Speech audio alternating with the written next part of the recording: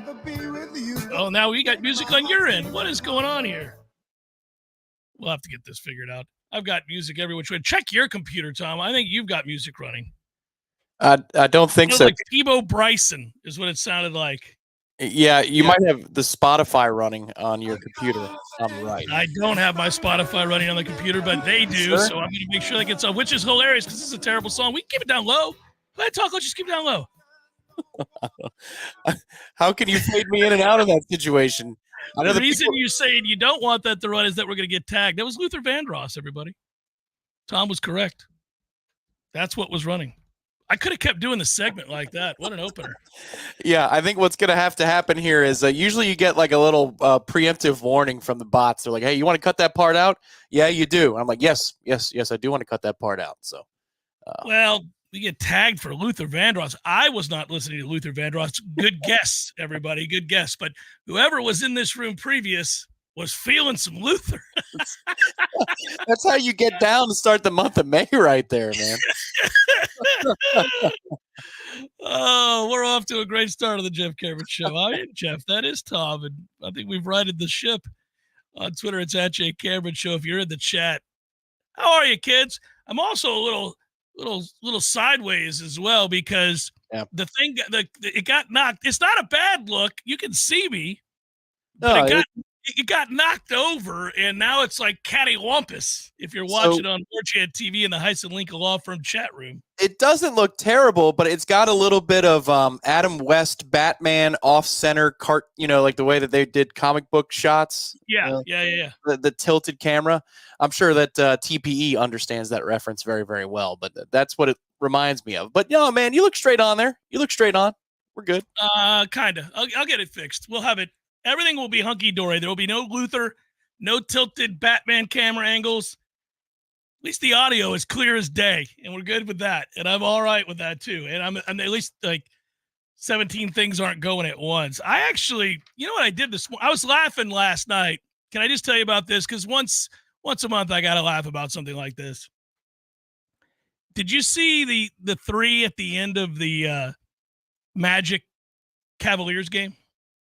No. I saw the one, obviously, that Maxey hit from the logo. The Sixers and the Knicks. That game was incredible. That was something to watch. Nothing like being a Knicks fan up 6 with 28 seconds to play and a chance to close out the Sixers only to watch it all fall down the ridge. Yeah, it was kind of funny, man, because I was in Citi Field last night. I went out to catch the ball game. I saw DJ Stewart hit a 3-run home run, go-ahead home run.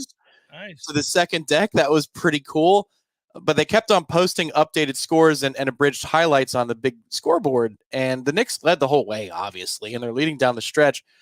And it still doesn't do anything for me. The only time that I feel my heart jump, the old Knicks fan, little kid me, is when they cut to Marcus Camby, jumping out of his seat in the garden. I'm like, oh, man, okay, that'll get you right in the feels. But not this current iteration. This owner has ruined it for me. And so I laughed last night with the rest of America as they were posting updates every quarter. I thought you were going to say pussyfooting. Yeah, right. Yeah, I almost did. The fans in the stands were yelling F Embiid. And I'm just kind of laughing now because they were really leaning into that pretty hard for 3+ quarters. And then on the subway ride back, that is when it all fell apart. I actually think that's a likable bunch on your squad right now. I mean, you got Brunson is like a hero in New York now. You got a legitimate guy, and he's fun to root for. But Maxey hits one from the logo last night, and the next thing you know, dude dropped 47. Embiid didn't even score 20, and this guy scores 40+. Yet this is a likable group in spite of the ownership. And Thibodeau, you have the right coach, you have the right idea, but I hate that man Dolan so much that I can't. I could be happy for others, and I could also laugh at the folly of the situation. Let's just say there's a lot of puckering going on around here ahead of Game 6 tomorrow. I will note that 3 that I'm referencing, and I'll move on and get to Florida State here in a second. We have some business to take care of. But so the Magic are down 4, and the game is over. And for whatever reason, Banchero shoots a 3. It has no effect on the game. There's like 1 second left. He just hoists the 3 and it goes in. And I started chuckling because I had the Magic +2. And Like, well, I already loved you, Paolo. It's like you getting that dunk. What was it? Was that a Singleton dunk? Speaking of FSU basketball, who was it for us? Now, Singleton was around closer to my college days. Was it Isaiah Swan dunk? Who was it? No, it was more modern. It was Dwayne Bacon. Oh, and, that's right. Yeah, it was Bacon. So this is closer to 7-8 years ago than like 15 years ago. And it's in Cameron Indoor. We gave it a good run for the first 30 minutes of that game. Yeah. Duke pulls away. The whistle's unkind. You know how it goes in that particular building.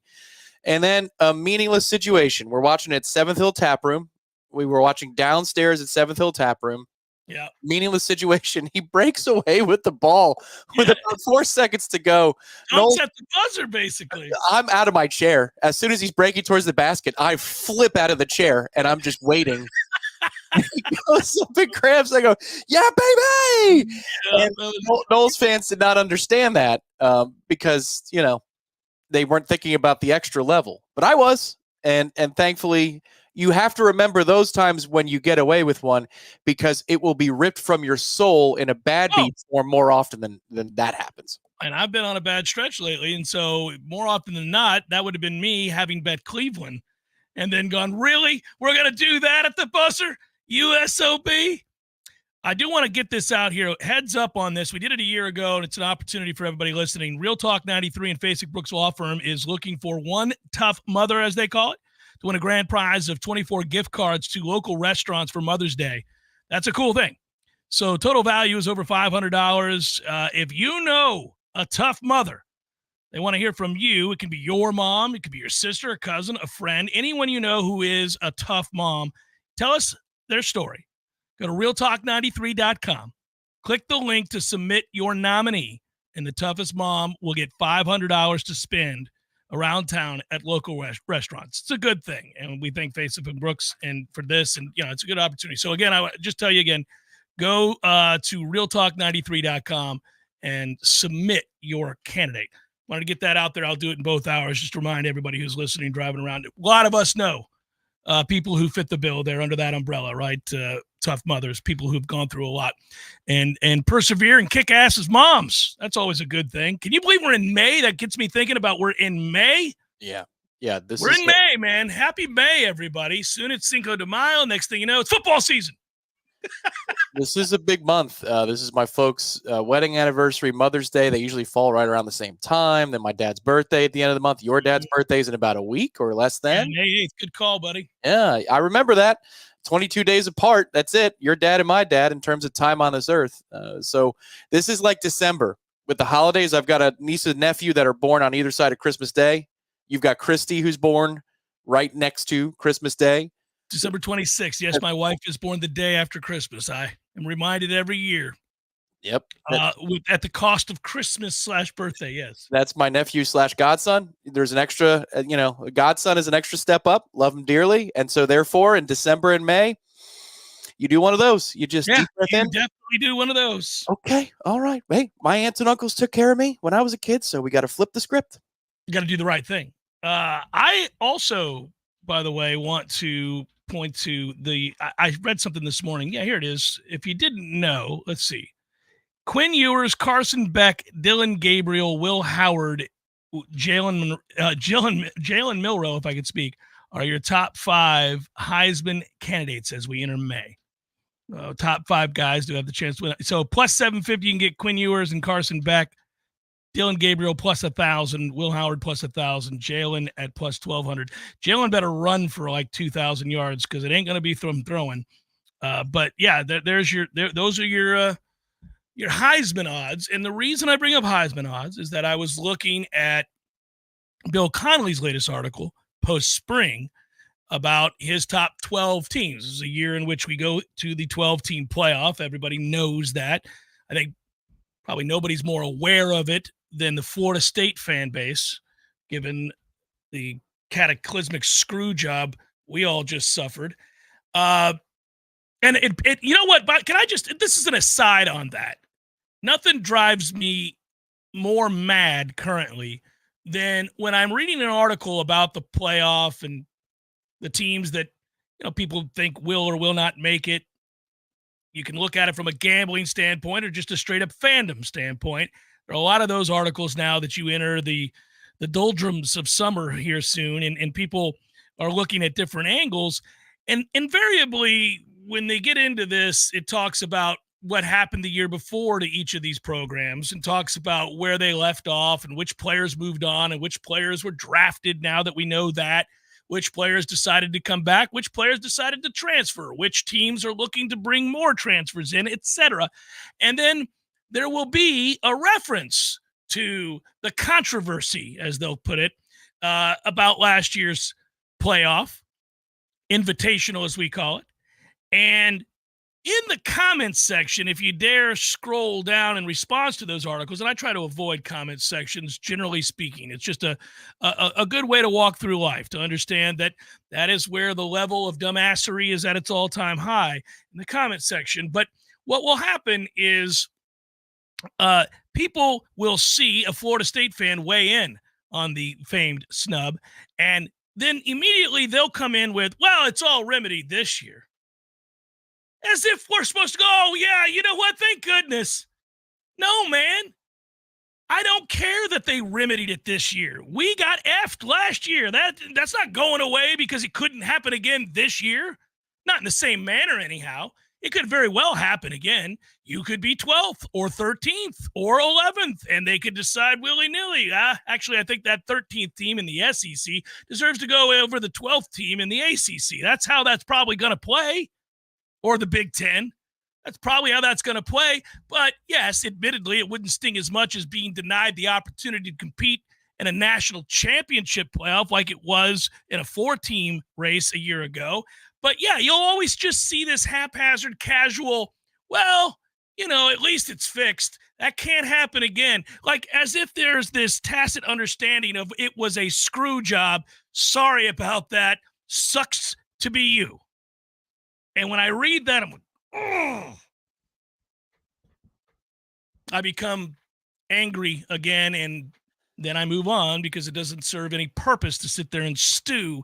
But that happened twice today. I'm reading different articles about players, teams, transfers, rankings, SP plus or otherwise, and we're getting into that. And then I just see somebody, well, think how much better it's going to be this year with those teams that were right on the edge. I mean, Florida State and Georgia both would have been in the playoff last year if we were in the current system. At least they fixed that now, as if they get some sort of pat on the back. Yeah. They congratulate themselves on it, or congratulate the sport for fixing it, while also implying that a wrong was done when they, generally speaking, did not want to admit that a wrong was done last year. So it's almost an implication that they're passing through a step of admitting the fact that there was a screw job. And so many people did not want to do that because they did not want to call into question the integrity of the sport, even though they know very well that it was questioned. Yes. The integrity of determining a champion, where in the past, the Bowl Alliance days, split titles happened all the time, and those bowl tie-ins, political as they were, led to split titles, and everybody was kind of okay with that. Like, I remember that, at least as a kid in the 90s. They kind of understood that this is a thing that could happen. It wasn't a shocker. Remember the Michigan-Nebraska one? Of course, yeah. I'm old enough to remember the Georgia Tech-Colorado one. I don't know if you are. I mean, you were 4, but yes. Yeah, barely. But I remember Michigan-Nebraska. But I remember the possibility about that being talked about as the games approached. So it wasn't something that would just come out of left field and swoop and stun you. Unlike this particular thing, when you have a field of 4 and you still can't get it settled. I mean, like I remember when Auburn got left out in the early 2000s in the BCS model with 2 teams, and they felt like they were the more deserving to be in the final 2, and they were not. That was a tough day for them. This is our turn. However, you had unprecedented steps being taken in order to remove Florida State from the equation, especially considering what was Texas the day before? 7th? I think they were 7th? Well, remember, they had to do it. Yeah. Well, they had to move them up to 3rd because they beat Alabama. So they had to jump them 4 spots. I mean, we all know what happened there. And I think what's going to happen, to your point, which could drive you mad if you let it, is that as time passes, a guy like Kirk is going to admit that it was what it was. But not yet. It's too soon and it's too close. Well, hold on. To what extent do you mean? Because let me point this out. I've suspected And you know, Tom, you know this goes way back. And in the last year, we have a bunch of new listeners to the JCS. The show's been on the air here for 26 years, but I got to remind myself that every generation of kid that comes through school or moves to Tallahassee or whatever it might be, or as we were added to the Warchant podcast network, obviously things just continue to grow. That's all well and good. It's awesome. I appreciate all the support. Over the years, you know, Tom, I've taken great pride, whether it's you and I out in public or we meet somebody, a potential advertiser, or some new friend comes into the group or whatever it might be, that it's not 100%, but it's close. I can usually tell you within a couple of observational moments what I think's going on there. And in the bad habit, some would call it, is that I give you a person's life story. I'll tell you, all right, so that's a tough one. Just had a divorce, nice enough guy, made a mistake. He's ruined the day that he made the decision that he did. Now he's living in an apartment complex. Went from living in a nice house, 4-bedroom, 2-bath, had the 2 cars, white picket fence. Things were going well. He strayed. He's hurting. Hit the bottle a little bit. He's in the apartment complex, but he's coming back around. He wants to get out and about. He's at every one of these remotes. We know why he's at every one of these remotes, Tom. I've assessed it. He's not a bad guy. Other guys we look at, we come in, we meet, we say, you know what? That's a bad guy. That's a bad guy. He's a serial cheater. I already know it. Da-da-da-da-da. And we go through this, and invariably, I'm pretty damn close. You are. Sometimes you don't take heed to what Robin Williams was talking about in Good Will Hunting. You look at a painting and you decide to rip somebody's life apart. Yeah, it's happened. You're right. I've done well. The hard part is because a lot of times that stuff there is true. Yeah, it's not necessary, but true. True. Will had a point. He wasn't wrong. It was just a nerve. He did strike a nerve. That's Absolutely. why he was pinned against the wall with the Ranger chokehold or some such variation. Yes. So I'm going to apply it to Kirk Herbstreit. There have already been 2 public occasions where he was on the job, and you can sense the regret. I'm not saying that that's going to amount to a hill of beans. Florida State fans aren't soon going to forget or forgive. I don't think he was prepared for what was going to happen if he and everybody else behind the scenes, because to be sure, it wasn't Kirk Herbstreit's decision to do this. It was ESPN's. And he's the face of college football, so he had to get on board. I'm not absolving him. I just don't think he was prepared for the kind of backlash above and beyond Florida State's faithful. A lot of people who love college football and love sport and competition and having things decided on the field the right way pushed back overwhelmingly at that decision. And he's the face of it. And I sense just the body language, the timidity with which he spoke about Florida State draft choices recently, that there is profound regret, but there's no way to right it. There's no way to right the wrong. The screwing already occurred, and it cost the school millions, and it cost these kids, more importantly, an opportunity to go out and compete for what they deserve to go out and compete for, which is a national championship. There's real regret, I think, there. But how to right that wrong, how to resolve that, there is no way. Short of an apology, and even an apology isn't going to work. No, it won't. And that's why he's not absolved, is because his first reaction was to be indignant and double down and triple down and talk about in all caps how I just know that Alabama is better. I watch 10 to 15 live football games a week. Right. No, we documented Nobody this. watches more college football than I know. That drives you nuts, but you must remember this every time. I know. It doesn't drive me nuts, but yes, and he's been called to the carpet on it a million times. But it's an indignant response. It's not I regret this. The wrong was done. Your first response was to double down and get mad at the temerity of Florida State fans to call out what was wrong. And that, to me, is worse than jumping on board with a corrupt or fixed or whatever you want to call it system and not speak out in that moment. It's the double down that pisses me off, because that insults people's intelligence, and that's where I'll forever say, screw you, Kirk. Screw you eternally. Yeah, it's the double down. It's the thought. It's a little bit like the big lie. It's the whole understanding that you're being called on something you know to be wrong, but rather than admit it, you double down on it. You're even more verbose because you think that that will work, that the pushback and the over-the-top response will somehow, if you scream it from the mountaintops louder and louder and louder, will quell the masses, but it doesn't. It doesn't work there because it didn't add up. And we know that, and I don't want to go back and relitigate that. We already know that. But I've wondered about the version we're going to see on game day this year when it comes to Florida State, the version we're going to see for the Georgia Tech game over in Ireland. I think ESPN is making a grave mistake by sending that crew over to Ireland. Now, listen, we're friends with the people putting this on, Aer Lingus and all my fine friends over in Ireland that I got the great opportunity to get to meet and to know. They're just putting on a football game, and it's great publicity for them. There's nothing, they haven't done anything wrong. And so obviously they're over in Ireland. They just know that game day is as big as it gets, and wouldn't they love to have that kind of exposure? To have the conversations with them behind the scenes and to sense their understanding about the anger and the backlash, and then how uncomfortable that makes them is kind of amusing for us. Yeah. I can hold a lens to that or shed a light on that. I've had those conversations where they've asked. We were on a call together where they've asked, "What's this going to be like?" Yeah, they went with the Seinfeld. So what's the deal with you guys and ESPN? It seems like you don't like them very much. Right. Yeah. Oh, and there's just like how bad is it? Like they were trying to get us to frame it in rugby or soccer terms for them. Like, so what would this be like?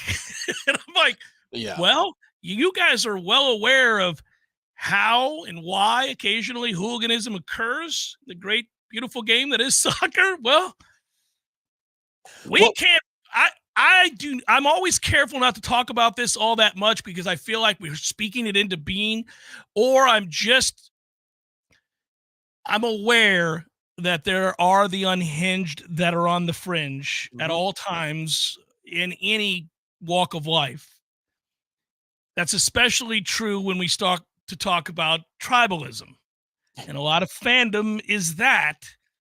And I worry about it because 99.9% of Florida State fans are perfectly rational, fair-minded people who are pissed at Kirk and ESPN and all that went down, but of course understand that it ain't worth going to jail over. It's certainly not worth being violent over. Very few things are. So I'm aware of that, but every time we talk about it, I feel like, God, are we aiding this? Are we planting the seed?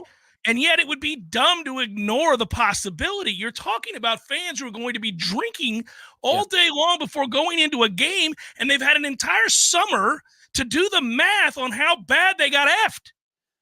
Yeah. My solution to that, and I agree with you, it's every time I bring it up, I feel like it's almost when we discuss Jameis, and you have to qualify it or bring something else to the table. To me, my solution to it is don't go. Don't go. Force them to find citizens of Ireland to put Florida State gear on and stand out there and look awkward next to Georgia Tech fans and next to corporate America who's sitting behind them. Force them to do that. Just don't go. Don't go. Because, again, this dude's response was indignance. It was his own resume. Do you know who I am? It's like the guy who gets pulled over and says, do you know who I am?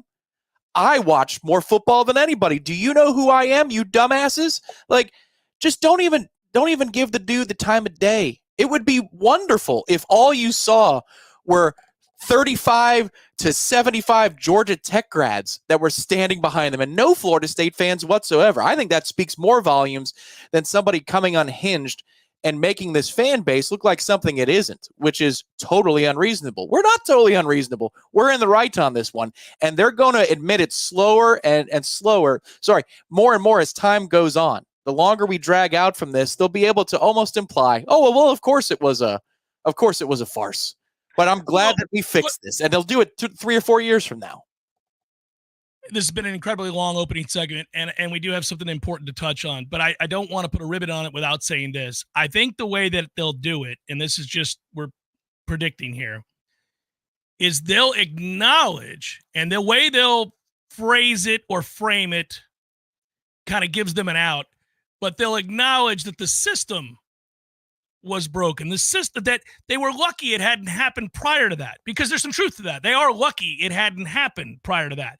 In previous years, everything kind of fell into place for them where somebody wasn't in Florida State's position to get screwed. Either on the final week of the season, something happened that allowed the dominoes to fall in the right way, or the team that had to win did. See, if Georgia had just won, we're not having this conversation. I don't blame Georgia, but the point is, had Georgia just won, we're not having this conversation. Once Alabama won, they had their in, but to get Alabama in, they had to get Texas in, which got us out, which is how they had to screw us, right? That's the first time in the modern system where they had everything fall in its rightful place conveniently, meaning the committee. This was the first time it didn't. So what ESPN will do is they'll hide behind that and say, look, there was always going to be a case as long as this was screwed up. You have 5 Power 5 conferences, not 4. So all of a sudden there was always a chance somebody was going to get shafted, and we certainly recognize that Florida State was the most unfortunate program in the college football era involving 4 teams, that they were the ones who felt the wrath of an imperfect system, and we hate it for them. We hate it for them. We acknowledge that was bad. There was no right answer. Of course, we'll scream at the television. There absolutely was a right answer, but that's how they'll do that, Tom. Yeah, I agree. And somehow they convinced themselves, well, we all know what they did, that Texas beating Oklahoma State, an ass-sorry team, by 28 points was so much more impressive than Alabama beating Georgia that we're going to have to leap Texas over Alabama for a 3-point win over Georgia, even though Georgia is going to be our number 6 team in the country. Which, I mean, well, and also, okay, if we were doing the stupid-ass eye test nonsense in which we tell everybody what we think about who's better than whom and don't base it on the results of the games themselves, then you would have said, look, and I'll stand by this, it doesn't really matter what I think, by the way. Georgia would have beat every team in that playoff. If Georgia had played Alabama again, they'd beat their ass. They did beat our ass, and they would have beat our starters too, I hate to tell you. They would have beat Michigan's ass. They would have beat all their asses. Georgia was the best team in the country, to me. But it doesn't really matter. I get the retort. I could say you could make an argument for Florida State. I can make that argument too. I could make that argument. Now I'm just giving you my opinion. I think Georgia would have won the college football playoff again. I don't think there's any doubt we thought they were one of the 4 best teams. Correct, but they were capable of losing to a team that was capable of looking like ass in Tampa and should have lost Auburn and got smoked by Texas at home. So they were capable of going down to those depths to allow Jalen Milroe to look awesome. I'm not saying we couldn't beat Georgia. I'm just telling you, if you and I were betting, I would have bet Georgia to beat us. The funny thing about that game, Alabama in a return match. The funny thing about that game, we broke it down after we were so mad that week, is if you watched it, you saw that Milroe was awful, and that game should have been a multi-score victory for Alabama. He missed multiple things. Georgia didn't show up at all. Like, if I'm a Georgia fan, I'm like, what the hell was that? That's not even a good quarterback. How did we lose that game? Yeah, but this is how. Because sustaining greatness like that in the modern era hasn't been done. Nobody had ever won back-to-back-to-back national championships. It doesn't happen. Eventually, kids lose focus at the damnedest times and lose games. Nobody had ever done it. Now, that was a meaty first segment and a fun one to do. It's Jeff Cameron Show, 93.3 Real Talk Radio, Warchant TV. You probably already know that Pinch a Penny Pools and Spas is your one-stop destination for all pool maintenance needs, offering everything you need from chemicals, cleaners, vacuums, nets, and more. But that's not all. Pinch a Penny also carries a huge selection of premium hot springs hot tubs paired with easy financing options, making these luxury hot tubs affordable for everyone. And if you have an older hot tub and you're worried about the hassle of removing it, worry no more. Pinch a Penny will not only remove and haul away your old hot tub, but also offer a trade-in value for a credit towards your new one. So why wait? Visit Pinch a Penny's 12,000 square foot showroom today on Greer Road and discover how effortless and affordable owning a fantastic hot tub can be. Find out more at TallahasseeHotSpring.com. That's TallahasseeHotSpring.com. If you've been waiting and waiting for the perfect time to buy your new house, you'll be waiting forever. This is Shannon Young with Fairway Independent Mortgage Corporation, and I have been a mortgage lender for over 20 years. And I can tell you that there is no such thing as perfect timing. So take the first step towards your new home and let me show you what that really looks like. Chances are very high that you'll be very surprised at what I can help you do. When rates go low, prices go high, and that home that you've been eyeballing could be gone. If you're wondering how the drop in interest rates is going to affect your payment, give me a call. I'll be more than happy to show you all of the options available to get you into your new home. And for every single loan that we close for a fellow Knoll, I will personally donate $250 per closing to the Battle's End. Let's do this together and let's keep climbing. Call me today at 954-369-6171. That's 954-369-6171. Or you can find me online at loansforknolls.com. That's loansforknolls.com. Equal housing lender. NMLS number 373031.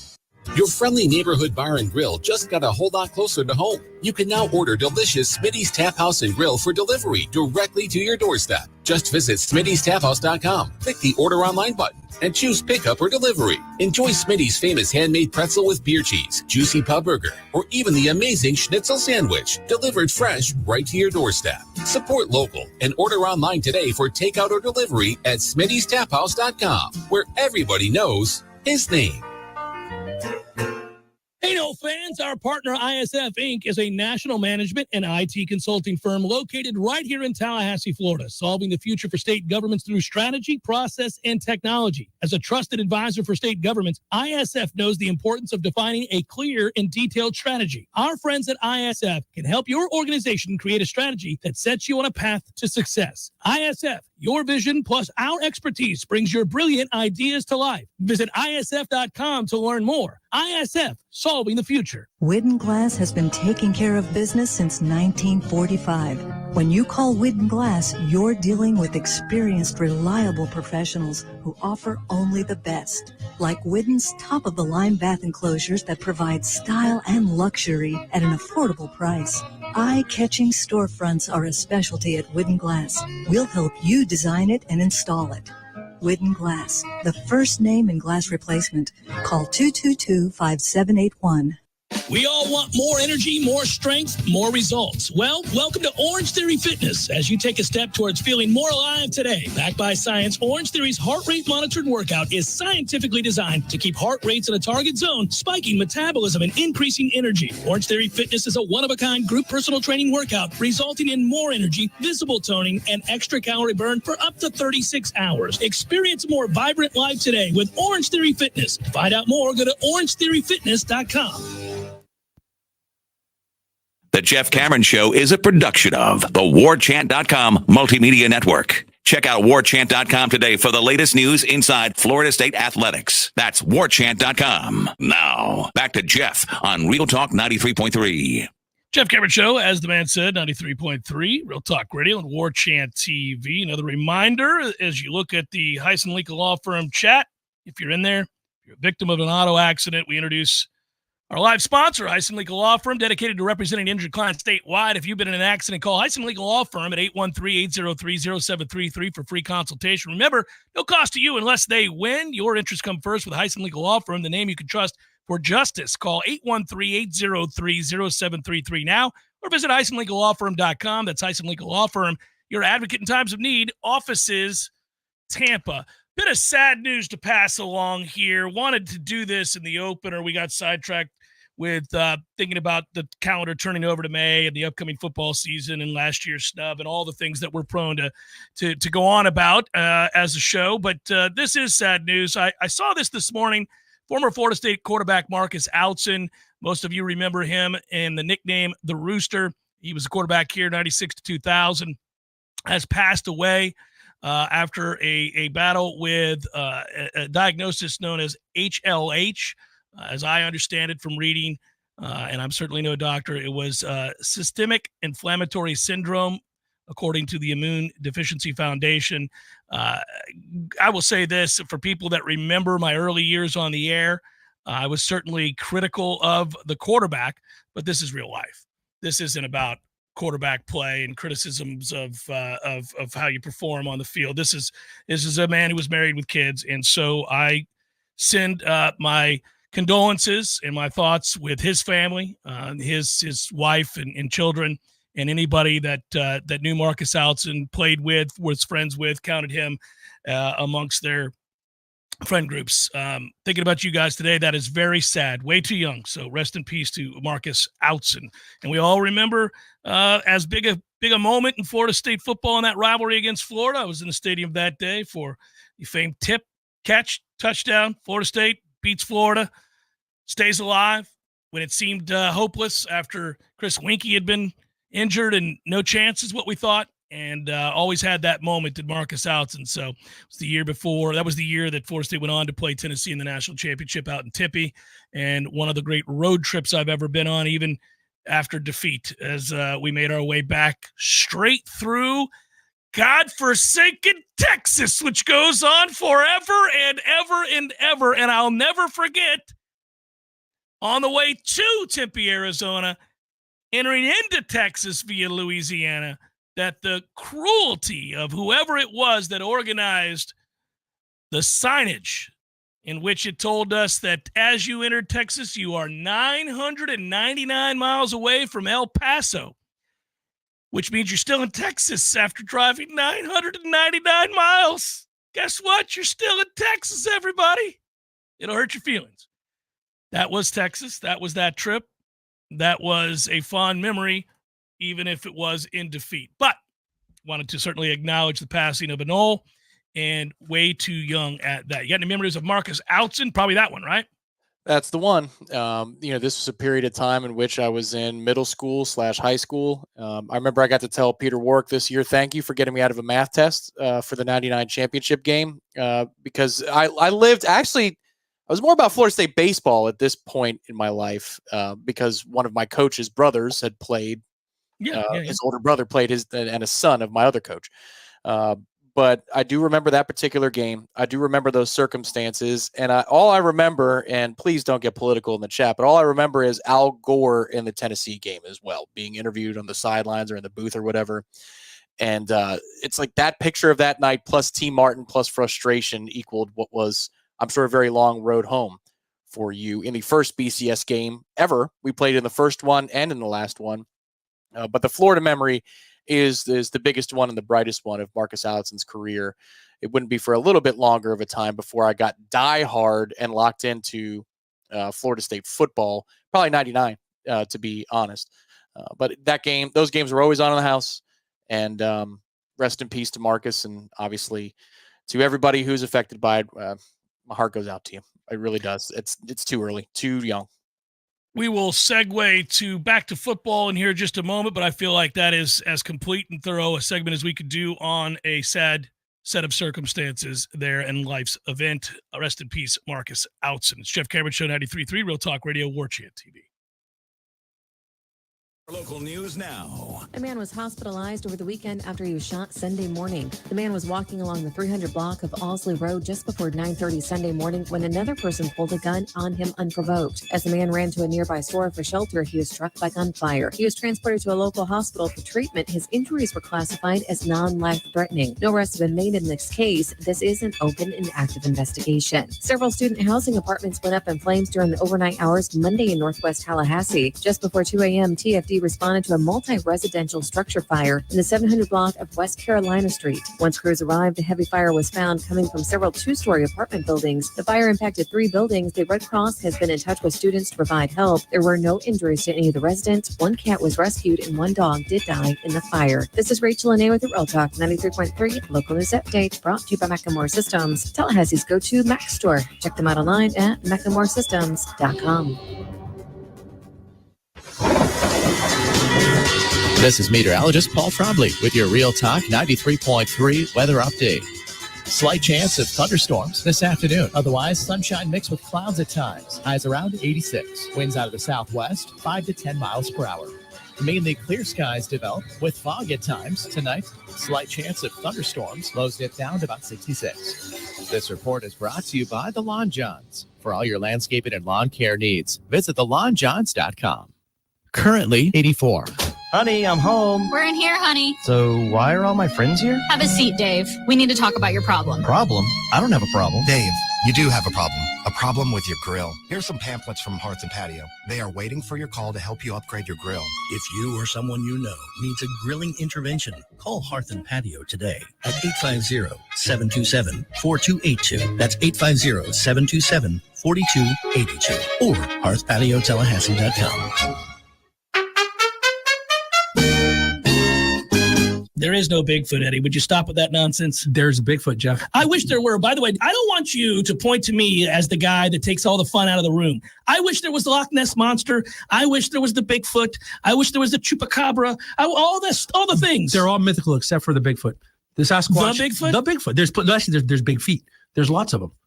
So like different, breeds, like different kinds. There's like, families. There's different families. And, so if they're in the snow, you call them a Sasquatch. Or the Yeti. Right, yep, and then here in Florida, that's a skunk ape, and but never heard that one. By the way, why do you think it's real? We would have found them by now. They're the hide and seek champions of the world. Nobody finds the Bigfoot. I think you believe in Bigfoot. I do believe in Bigfoot. You don't believe. I believe in Bigfoot. Don't tell anybody you believe in Bigfoot. I would go look for Bigfoot, but he scares me. Gordo's bringing the flavor and flair of Cuban food to Tallahassee since 1996. The Jeff Cameron Show is a production of the Warchant.com Multimedia Network. Check out Warchant.com today for the latest news inside Florida State athletics. That's Warchant.com. Now, back to Jeff on Real Talk 93.3. All right, so I went to war on that camera, Tom. I think that's even better. That looks phenomenal. Well done. You saw me during the whole break getting after it. Up. I mean, I'm sure it sounded awesome, too, if we had the mics unmuted. As the camera was going around, like it's the Joker hostage video in Dark Knight. I was furious. It was bothering me the whole time we were talking. I'm like, this is ridiculous. Why can't I get this to work? I should have put that camera live during the break just so people could have enjoyed it too. But beautifully done. That looks framed up very nicely. I'm doing my best, man. Doing my best. All right. So I referenced it a moment ago about Conley's S&P Plus post-spring discussion of the top 12 teams. By the way, I won't go through all of this, but I'll tell you Florida State's 12th. So as they sit right now, according to that. Now, listen, S&P incorporates a lot, and including some things that don't have anything to do with, the rankings in terms of what you think they'll do this particular season. It's got a lag effect, as we found last year. It was throwing out stuff from the 5-7 season, taking into account stuff from the 13-0 season, and as they did that, Florida State meteorically shot up the charts, as I recall, because you would give us weekly updates on that. Yeah, and there's tempo, and it's adjusted for competition and all that other stuff, and losses in terms of personnel, and there's a lot of things that go in there. I think it's comprehensive and interesting, but you do have to know, as you're putting it, Tom, that there is a lag effect to all of this. And, so for example, Miami's not very high in S&P because they consistently win 6 or 7 games. That's all. That's the tough situation they find themselves in. Even if they project nicely for this year's season because of upgrades in personnel. And downgrades in schedule difficulty. Yes, absolutely. Right. So that combination suggests that they may be able to get past that 7-win plateau. That, it's like when you're working out as a young man and that first time you have an opportunity to bench 250. You're like, man, I'm going to bench 250. I got to do it. But you peak, you're at 245 and you can't get there and you're frustrated and it just takes time. Miami feels that way about trying to win 9 games. It's getting somewhere close to 9 wins, 8 wins. It's like, damn it. Just when I think we're going to turn the corner, we're stuck over here benching 245. We just can't get there. Yeah, it feels like of their set of games against Georgia Tech, Virginia Tech, Louisville, and us, they're going to lose 2. If they lose 3, that's a real problem. Don't lose to Florida in week 1, dude, because Florida, I think in truth, you cannot root in that situation as a Florida State fan.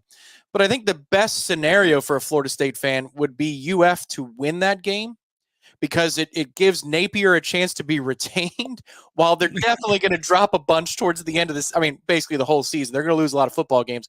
So if they get the one over Miami and they come in at 5 wins, and Miami loses 3 games, maybe 4, and that Florida game is really deflating out the gates, you have that happen. Maybe the locker room has a little bit of infighting. I think a Florida victory in week 1 is probably the best result when those two teams go head to head.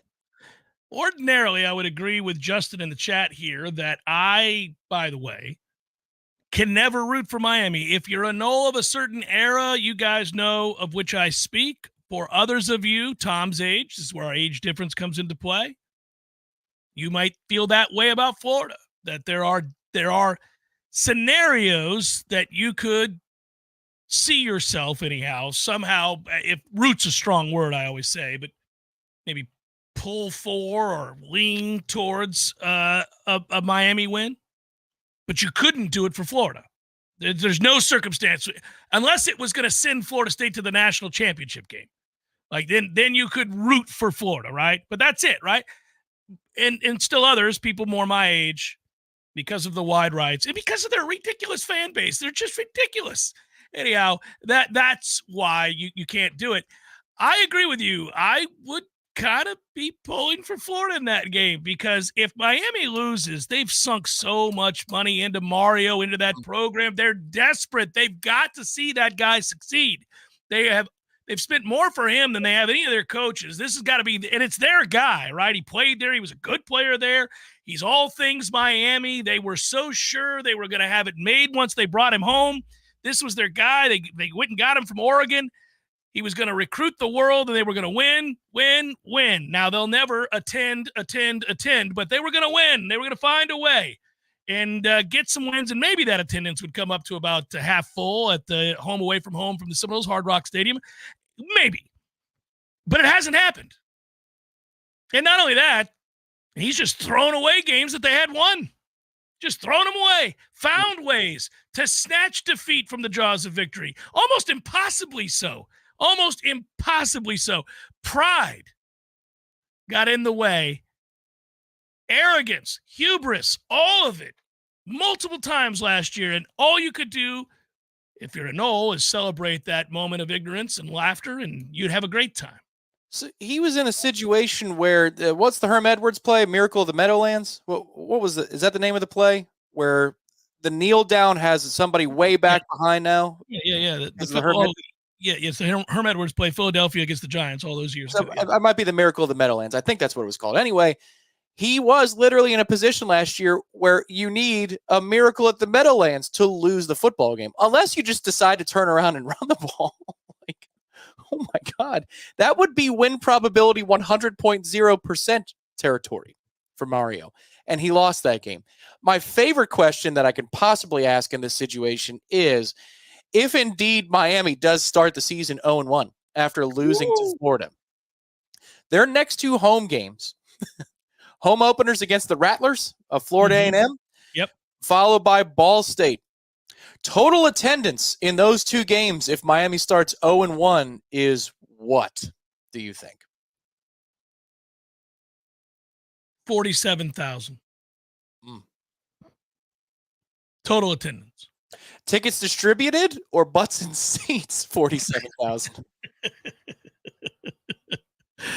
Yeah. What's it hold? What's Hard Rock hold? I've been there several times. I can't remember what it holds in total. More than they send there. Well, hell yes. I mean, unless we're there, there's not much. Let's see. Capacity. Come on, Google. You got to be smart. 65-3. 65-3. And I'm giving you a 2-game total of 47,000. And some people think that's weighty. I think that's under. I'm hammering the under there. Yeah. You're gonna hit in a 2-game sample set that early in the stadium. Ball State and Florida A&M. The students wouldn't go. I can promise you that. So you're knocking off, probably about 10,000 off the ledger over the course of 2 games. Yeah, but you only need to average 23.5.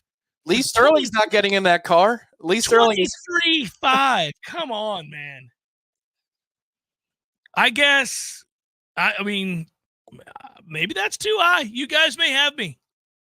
If we did the thing that a lot of radio shows do, which is have an unofficial poll, would you guys tell me that is, too much, too high, overestimate on my part?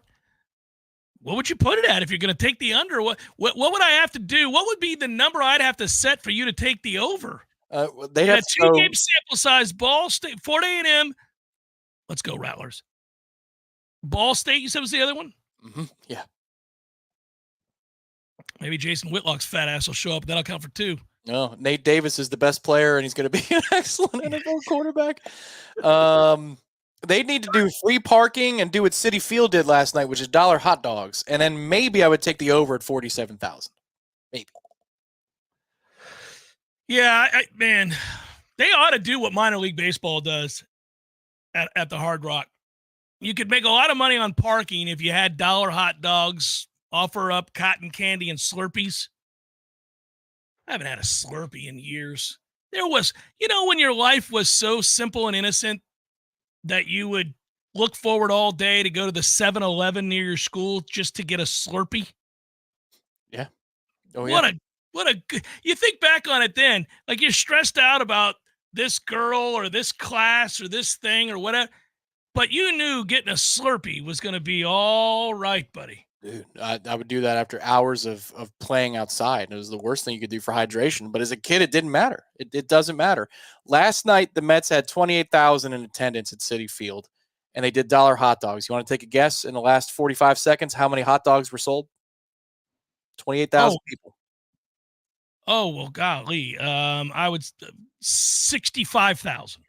I thought it would be higher too, but it's 44,260. That's still pretty good. I still feel like it should have been higher because everybody's got to get 2 for $1, right? At least. Yeah. This is your starting point. And then think of all the fatties who can't help themselves and get 5 and 6. You should have seen the lines. Oh my. I believe it.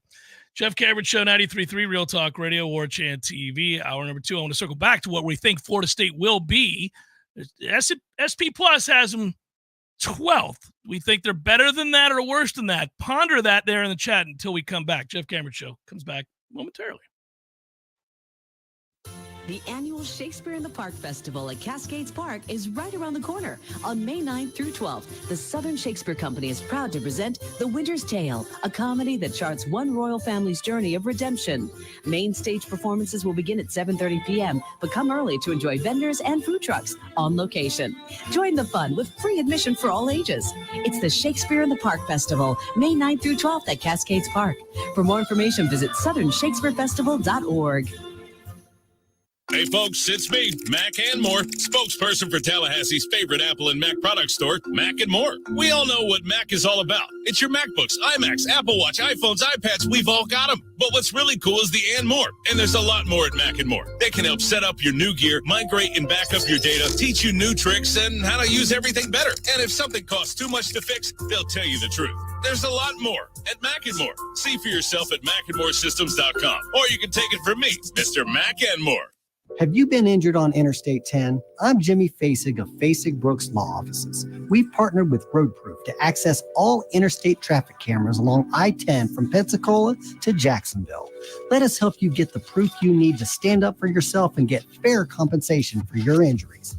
Call us today and let us secure the proof you need to come back stronger. Fasig Brooks, 850-777-7777. Offices Destin, Tallahassee, and Jacksonville.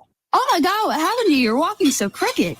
Well, I was walking my alligator and I tripped on a cypress knee and I spilled my margarita. Oh my gosh, your margarita. Yeah, I blown my back completely out. I had to ride the alligator home. I don't know what to do. My back's killing me. You're such a Florida man. You should know you should go to Finn Chiropractic. Really? You can go to their website and book an appointment and get you in as soon as possible. Go to finnchiro.com, FENNCHIRO.com. You mean 24 hours a day I can make my appointment online and pay for it? Yep, right on their website. Wow, and it's discounted? Yeah. All right, that's what Florida man needs to do. No lines, no waiting. Visit FENChiro.com to book your next appointment with a discount. FENNCHIRO.com. That's FENNCHIRO.com. It's Fen Chiropractic, where the chiropractors love you, and there's nothing you can do about it. Hold my beer. I'm going to Finn Chiropractic. There's fun to be had every night at the Corner Pocket. Take-home prizes on Trivia Tuesdays and Beer Bingo Thursdays. And kickstart your weekend with Martini Fridays. Plus, happy hour runs every weekday and game day specials every time the Noles take the field. Watch all the best games at the Corner Pocket's Vegas Wall, featuring 560 inches of flat-screen TV heaven. Oh, really? The best food, the best drinks, and the best place to watch all the games. Tallahassee loves the Corner Pocket. Coming up next, more of the Jeff Cameron Show. Live and local on Real Talk 93.3. WVFT, Greta, Tallahassee. The latest betting odds and line movements from Vegas. This is your action update. Now here are your latest lines from our guys in the desert. The PGA Tour this week, the CJ Cup, Byron Nelson at TPC Craig Ranch. Jordan Spieth 14-1. He's the favorite. Siwoo Kim 16-1. Jason Day 20-1, Alex Noren and Adam Scott both 22-1.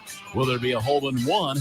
That's a prop bet of the board. Yes, minus 165. The favorite, no, plus 125. Race today, another 15 favorite at Milwaukee minus 105, 8.5 under at American Family Field. Chris Sale on the mound with the Braves, $1.70 road favorite at Seattle plus 142. The total is 7.5, but that number is juiced to the under at T-Mobile Park. Free betting splits available at vsin.com/splits. For more sports betting news and information, go to vsin.com. Mike Son at Real Talk 93.3.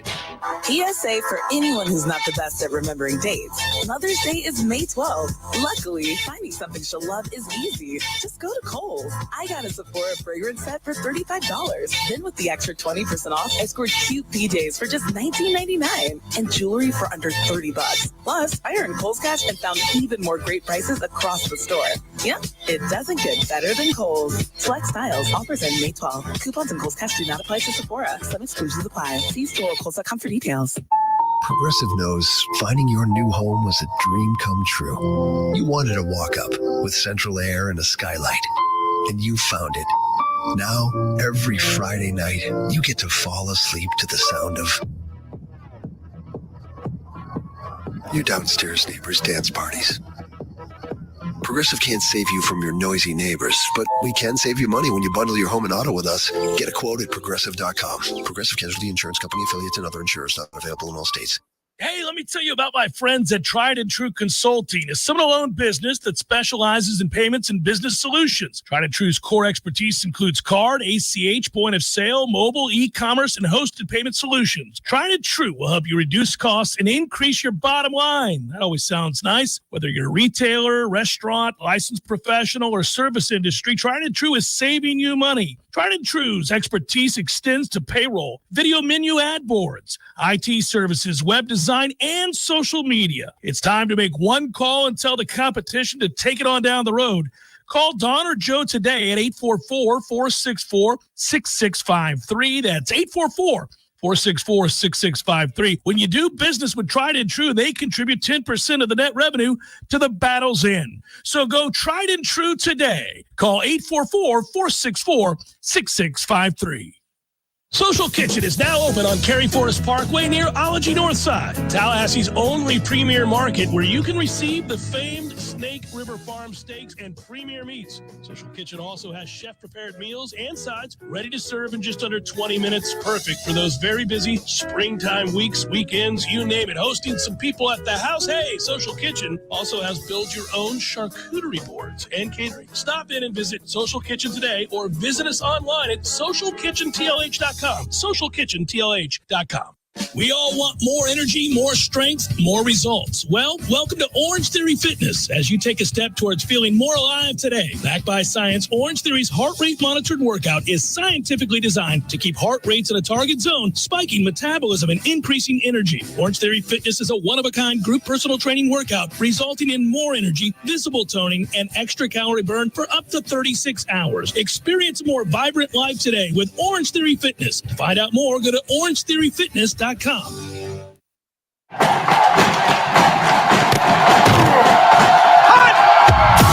Broadcasting live from Florida's capital city, this is the Jeff Cameron Show, brought to you by Orange Theory Fitness on Real Talk 93.3. Now, stop what you're doing and listen closely. It's time for the Jeff Cameron Show in 5, 4, 3, 2, 1.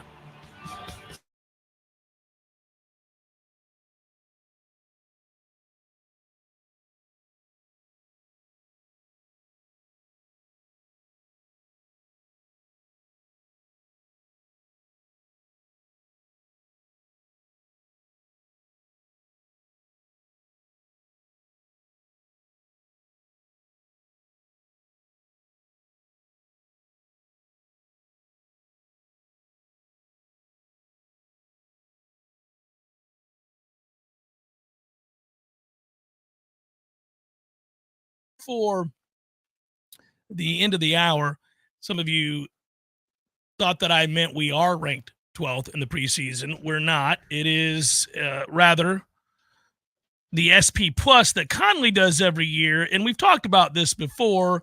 He has a system. I feel like it's an interesting one at the very least. It's one of many. But they use returning production, recent recruiting, recent history, all these things. It's a tempo and opponent-adjusted measure of college football efficiency, kind of a predictive measure of the most sustainable and predictable aspects of football. That's, in short, what this is. And the projections that he has are not intended to be a guess of what the AP top 25 is going to be or any other top 25, what that'll look like at the end of the season. They're off-season power rankings based on information that they've been able to gather up to date, and it carries over kind of multiple seasons. So just so you have a better idea. So based on that, for example, Georgia is number 1. No surprise there, right? No surprise there. I went straight to where Florida State is, and Florida State, to be sure, in recent years has shot up this ranking system, this SP Plus system that Conley uses. And they would be right now, Florida State would be number 12. Behind the likes of LSU. By the way, future opponent Notre Dame is on that list. Alabama, Michigan, Texas, Oregon, Ohio State, Georgia, amongst others.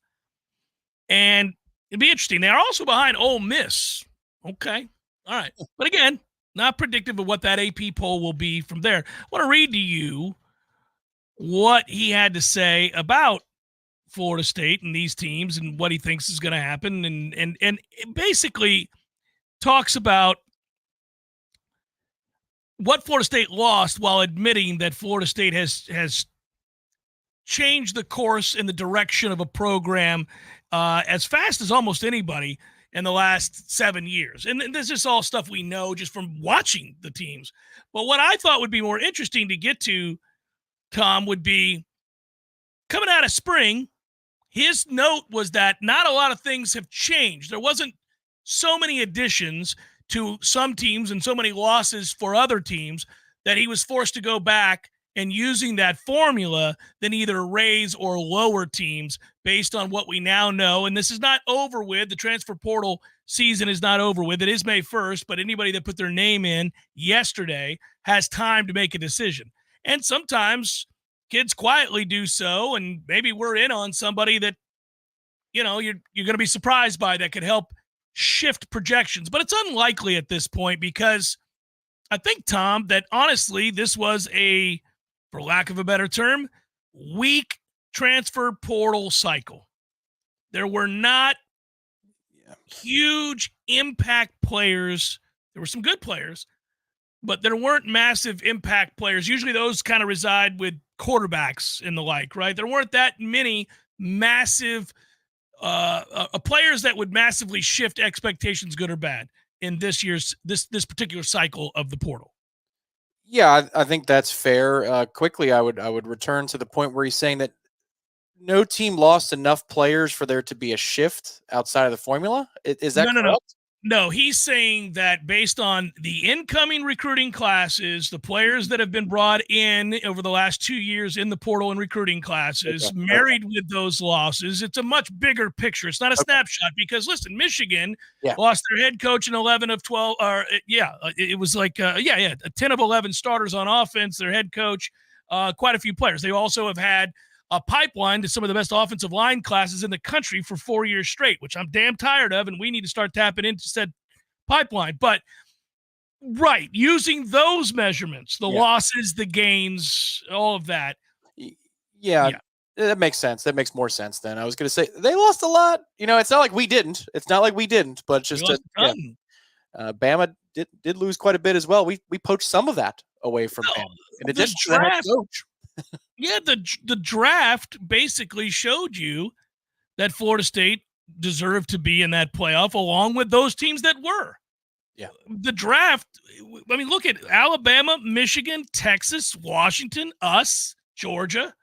Those were the teams that were losing players in abundance. Yeah, the portal thing I find to be interesting, assuming that we don't have a compliance situation where a kid's name will appear in the next, day and a half. I would think that would leak by now. The kid would want that to be known, or, one of the national people would jump on that if it was a high caliber name. So maybe there's nobody that enters the portal right now, and it rages on into fall camp. It's going to be a very difficult situation to rectify where they are from a scholarship standpoint. They'll get there. It's just I wonder how bumpy it's going to be. But we were broken records about it from the time that we were winding down spring through spring game day of, post game, Monday after. The coaching staff is going to tell you what positions they prioritize. Now, the way they told us what we've learned is different than we expected, which is my take on it is they're telling us that there's nobody out there that they think is worth the cost, literally, and then also culturally to go get them. Like the idea of I'm going to run this guy out of the program that's been here for several years to go bring in a player that's on the same plane, and I'm going to have to pay more for the second guy than I'm paying the first guy. That doesn't make a whole lot of sense. So that's what the coaching staff is telling us about this situation is either the market's too expensive or there's not enough quality out there to go, all out for a player, or a combination of both. Because usually there's a push-pull. When you're trying to pull somebody in as a receiver, you're pushing somebody out. If no receivers outside of Andrevius end up entering the transfer portal, I've got to take that to mean that there wasn't really a push out the door, just as much as there wasn't a pull towards the door of the more athletic center.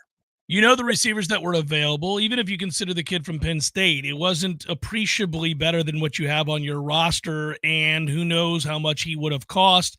I believe in that analysis. I think you're right that this is a cost analysis that you do have to pony up, especially at premium positions. And we know premium positions, one of them is defensive tackle. So if you, let's say, did want to bring in another defensive tackle, and I think they do, I think they certainly do, and you had your eye on the ones that are considered top of the board in this year's cycle. Clearly, one of the Michigan State kids would have been on that list, right? And we know that they were in contact. So here's the thing to note about a kid like that or the other kid from Michigan State or anybody else that you want to target on this list. If you're a team that lost more on the defensive front than Florida State did or did not have the requisite size and skill and depth that Florida State has coming back. Think about what Florida State has coming back in the form of Darrell Jackson and Joshua Farmer. Oh, just those two alone, right? Those are two premier starters in this league, in the ACC. And I dare argue that if they played to their best, they might be two of the best in the country by season's end. This is a money-making year for these two gentlemen, and they have the size and the strength and the power to be able to do something about it. All right. Well, you'd like depth. Well, they brought in depth in Grady Kelly. They brought a kid in already. That was for that purpose, was to find some depth. You have kids behind him that you already like, okay? And Lyons, for example, is a kid they already like. So now you're talking about having 4 to 5 guys that you feel pretty good about. All right, now I want this other guy to be a rotational piece. I'm going to go bring him in. Yeah, well, this is a hypothetical. Yeah, well, Texas wants him because they lost a premier defender in the center of their line, which they did, and they're going to overpay for him because they don't have a guy that's anywhere close to what they lost, and they do have money, and they've decided that they're willing, again, this is hypothetical, they're willing to give this guy 7 figures. All right, well, how bad do you want that rotational piece? You want to outbid that at the expense of what? Yes. In previous iterations of this, Tom, they didn't have a choice. They had money and they had opportunity and they seized upon it to the tune of 13 to 14 players. This is one of those times where the level of talent in the portal is subpar and you're not going to overpay for the few guys that are at the premium positions that other schools are desperately overpaying for. So you go to battle with what you have, and you live to fight another day, and maybe something comes up where you get an opportunity that you couldn't have anticipated, but you got to hope that you're able to develop some kids that have been on this roster a long time. And I know that not everybody has a lot of faith in Kentron Portier. I get it. I mean, at some point, right, he's got to be able to stay healthy and be consistent and make plays. I know a lot of people are probably concerned at this juncture that Darion Williamson is ever going to be able to contribute in a meaningful way more than a flash-in-the-pan one-game situation only to get hurt again.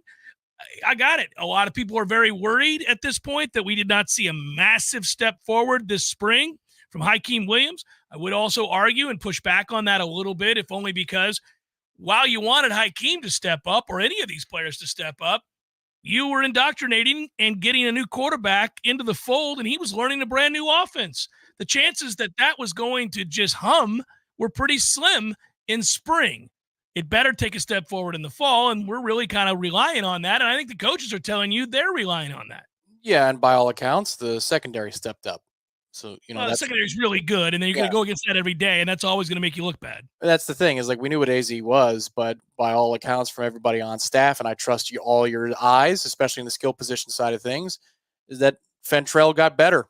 Fentrell took a step forward. So now you have two corners that you're going against day to day and in 11 on 11 when it's good on good that are quite adept at the position, and you've got more on the way. So that's part of the equation. I'm not going to backtrack, though, on this particular thing. I hope they go get another defensive tackle. Like, make the numbers work later. And they're still courting one. They've got a kid from Division II that's going to come in. He's a multi-year player. Like, you don't have to go do the thing where you bring in a body just to bring in a body. I'm going to trust their evals here, that knowing the situation that they have before them, that if they're at 80 whatever, and it's the upper half of the 80s in scholarships as we stand here today, that they're not going to bring somebody in for the sake of bringing them in. Go ahead, evaluate them. See if that kid from Miami that just went into the portal is interested in becoming a bigger part of the equation here at Florida State. Like, I would hope that they could land one more defensive tackle, because if you're telling me we're whittling this down, the market's not so great, it's too expensive, and so forth. If you're only going to take one position, I would make it defensive interior. I think that still ranks as a higher need than wide receiver, because I'm going to bank on the fact that our secondary is very good. The offense, like you're talking about, assimilation, chemistry, all those things takes time. Mike, I think, is going to be in a pretty good rhythm as a play caller this year. For all those reasons, I believe receiver is still the second highest need behind defensive interior. We could really use another guy there. Yeah, I don't disagree with that. And none of what I was saying means that they won't go get somebody. But I think for those that see this as stagnant and they're wondering why nothing's happening, I've cracked up reading some of the guys on the boards, the memes and everything, poking a cow with a stick that's laid on the ground. Do something. And it made me laugh. I mean, those are all funny. People, we have been very conditioned because of the successes, and they have been bountiful.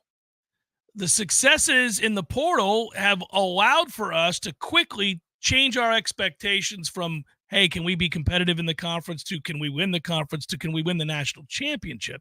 And understandably, as you succeed and you get a thirst for more of that success, you want to be able to sustain. You don't certainly want to backstep and find yourself in a situation where you're 7-5 or 8-4 again. I do know it's also right now a situation where I don't want to overpay and reset a market for an average player who's going to be third in the rotation. So unless you can get somebody that is a difference maker, I would just move on and see where we are come the fall. I don't think, like you said, I don't think they're going to bring in a kid just to bring in a kid. They've done that before, and they've learned their lesson. I hate to be, calling kids out, but they brought in the Cushney kid, and he was ass, and we knew it the day we laid eyes on him, and I was like, what in the world would you bring that kid in here for? It's relative to the competition, people. I'm sure he's a wonderful kid and a great player at a lower level, but it was not here. And when I watched it, I was like, why did you do that? Yeah, they really haven't made those kinds of mistakes since. No, they had a scholarship to burn was their thinking. You could have elevated a walk-on maybe at that point and given him designation rather than bringing in an outsider. But it's expensive in two ways. That's the thing. You could be overpaying for your fourth best defensive tackle or your third best defensive tackle. But that also means that you're overpaying in a situation where players are checking each other's pockets in this day and age. And they are. Whatever whispers they hear, they're trying to figure out what their worth is. Florida State has navigated this minefield as well as just about anybody.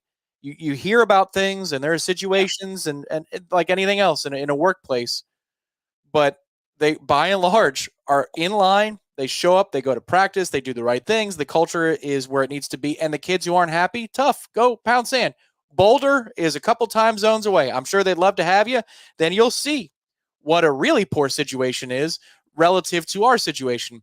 But it's expensive in two ways. The first way is you're paying out of pocket against your budget. The second way is if you're overpaying for this kid who's only going to be on the field for 25 to 35 snaps a game, you've just reset the market within your locker room, and you can't have that. You just cannot have that. That's the biggest thing, and they've been able to avoid it. They really have avoided the internal turmoil that comes with a situation in which you throw a bunch of money at a kid out of a little bit of desperation and need at a position, only to upset the entire segment group or the apple cart, if you will.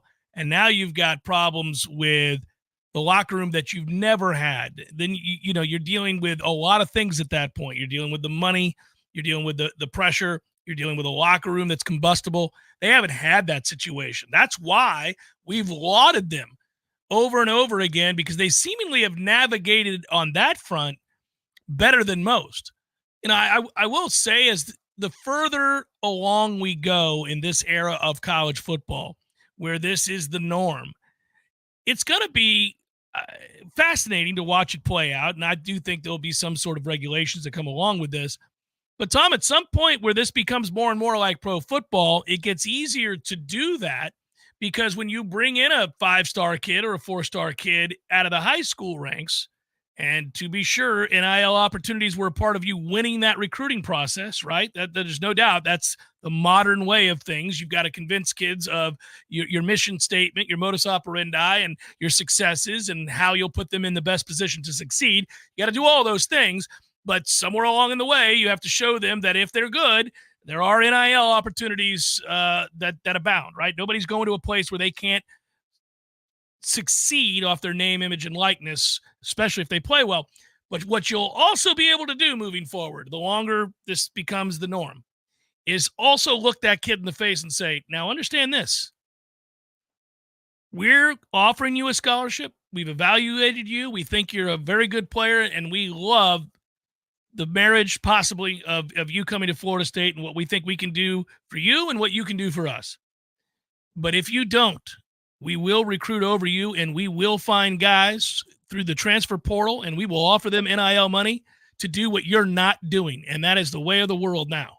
Yeah, the problem, the number one problem with the way the NCAA handles this situation, and you could argue they don't at all, and that's fair. But what I'm going to argue is that the number one problem is the term inducement is in the language, and it's so stupid. We all know it's inducement. We all know the grand scheme of NIL is pay for play. Of course. And the term inducement, what it does is it hinders a collective's ability to incentivize a contract. Performance-based incentives, they cannot exist in this format. And it would be so much freaking easier for everybody involved if performance-based incentives were the way that NIL could be doled out. Because one could argue in a court of law that name, image, and likeness is only as good as your performance in whatever profession that you're in. And so therefore, the better the profession, the more expensive the name, image, and likeness. Unfortunately, they cannot do that right now. So when you are offering an NIL deal to a 17-year-old, it cannot have incentives in it. It just has to be what it has to be. And that is really difficult because we haven't seen regulation in the market like the NFL did, which is Sam Bradford got the last great deal for the number one overall pick. Yeah. At some point, the PA said, this is nonsense. These dudes have played no snaps of professional football. It's a coin flip at best that he's going to succeed. And he makes the most money on our team. F that noise. And at some point, I hope the high school ranks has that kind of attention paid to it, and the money comes down for 17 to 18-year-olds, and the greater sum is paid to the guys as they mature into upperclassmen. Yeah, and there are precious few players that can command the kind of dollars or big-time money you're talking about in the high school ranks. We're talking about a few five-star quarterbacks, a few five-star offensive and defensive linemen, a few five-star wide receivers. The vast majority of high school kids coming out, I think these programs have already figured out.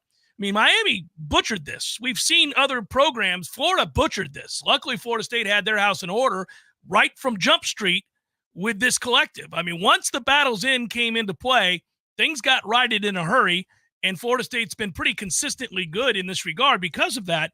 But we asked the question early on, why would you – can you imagine being a third-year player anywhere and being a guy that worked your ass off and be in line to start, and some 18-year-old kid coming into your program is offered 3 times what you're making? Like, what's that going to do to the locker room?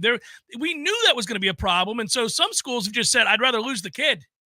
Yeah. I'd rather lose the kid to the dumbassery that's going on over there because they're not going to be able to sustain success. They win the day. They win this day. They're F next week when that kid who I'm describing in the third year walks in and says, I'm out. Yeah, and we'll catch him then after he's proven it that he can actually do it at this level. At that point, it's wiser money. You know, it's a smarter spend on money. It's 2 salary caps. There's one salary cap, which is my NIL budget.